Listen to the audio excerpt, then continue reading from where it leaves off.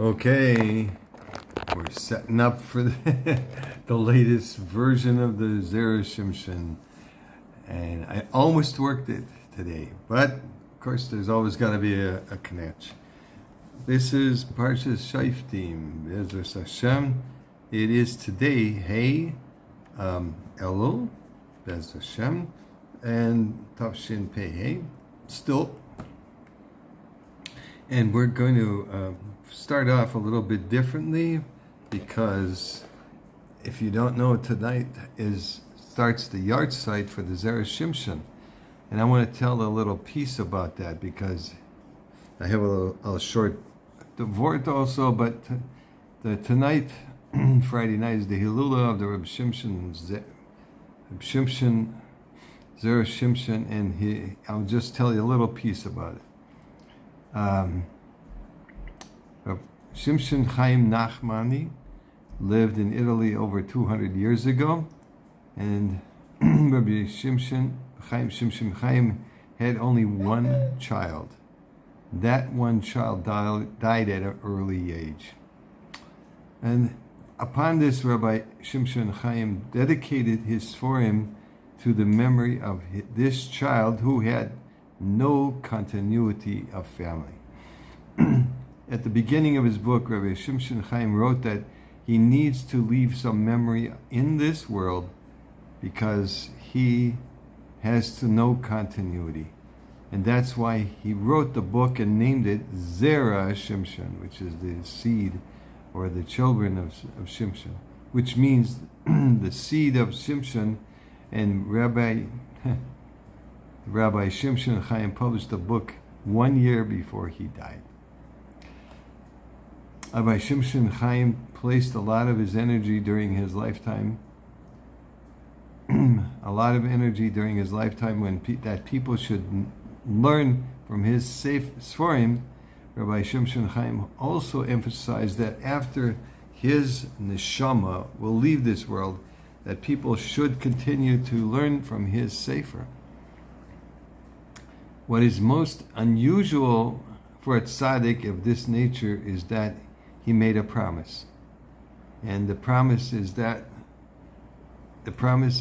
anyone who takes upon himself to learn from his writing, he promises children, praise, health, parnasa, wealth, and honor. Not bad. Promises. It's a tzaddik. And what's most unusual for a tzaddik, many who have taken upon themselves to study his Torah lessons consistently have seen salvation in their lives. So this is, before Shabbos, you should give a little tzedakah in his honor of his tzaddik and the candle, and write a candle for him, and learn from his sefer. I will post a Dvar Torah. So anyway, we'll post a little Dvar Torah of our own, okay? So, in Shoftim it says there's two types of bribery. And by the way, Shabbos is Vav Elul. So that's when the art site is, not today. It's the Vav Elul. There's a difference between what is written in this Parsha and the Pasuk on the same topic that appears in Parshat Mishpatim, which says, "Do not accept a bribe, for the bribe will blind those who see and corrupt words that are just." That's in Shmos 23:8. Well, here it says, "For the bribe will blind the eyes of the wise." A little bit different. Why does the Torah use the word pikchim, those who see, in one place, and chachamim, the wise, in somewhere else? Also in this parsha, the Torah warns against bribery using the strong terminology of prohibition. Lo sikach, it's a lav deraisa. Lo sikach shoichad, you shall not accept a bribe. Preceding the word shoichad, bribe, and with a lo, and not, you shall not. In Parshat Mishpatim, on the other hand, when the Torah mentions bribery, it is with less severity, saying shoichad lo sikach. Do not accept a bribe, putting the word of bribery before the prohibition of law. What why the change in the wording. The Gemara in Ksubis in 105a tells us that it is permissible for a judge to accept payment since he is not employed during the time he is involved in the case.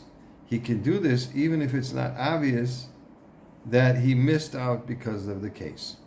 However, the Gemara continues, it is repulsive for the judge to do so. Repulsive, okay. Doesn't say it's usher, it says it's repulsive. Now, we now can distinguish between the two places where the Torah discusses the concept of bribery. When the Torah talks about bribery in our Parsha, Shoftim, it is referring to a judge who literally accepts a bribe. The Torah stresses that this is forbidden because if he has accepted a bribe, he will never be able to see anything wrong with the person who bribed him. To the judge, that man has become perfect and will remain so. This is why the Torah states, for the bribe will blind the eyes of the wise. Once he has accepted a bribe, he will lose the wise outlook that he used to possess. And he won't be able to serve as a fair judge. In fact, the Gemara points out that any judge who accepts a bribe will not leave the world with a pure heart and a normal state of mind. Why is that? Because he will lose his eyes of wisdom through taking bribes. That is why the Torah says, you shall not take a bribe, with a lo coming before the word of bribe, conveying that it is both the wrong thing to do and a prohibition. The Parshat Mishpatim, on the other hand, the Torah was referring to a judge accepting payment for the fact that he gave up work to sit in the court. Here it is legally permissible for the judge to do this, permissibly, but morally repugnant. That is why Torah uses the phrase "l'sheicha l'sikach," do not accept a bribe, which does not imply an outright prohibition, but is definitely not the right thing to do. Here the Torah concludes with the phrase, for the bribe will blind those who see, which implies that even though he may still retain his wisdom, since he didn't transgress a complete prohibition, he is no longer a pikeach, a truly perceptive man, since he has stooped to doing such a disgusting thing. That's from our Parshat Mishpat, and that's from Parshat Mishpatim also in Oisayan. All right. Anyway, it's also the last of the Sheva Brachos. We're having Sheva Brachos by our shul up above, two stairs, 4 stairs full, and everybody's coming. The Bloom family, Goldblum family, and the Lange family, and some other guys. So even though we don't need Panim Chadasha, it's on Shabbos. Okay. Anyway, have a wonderful Shabbos, and everybody enjoy every minute. Kol Tov.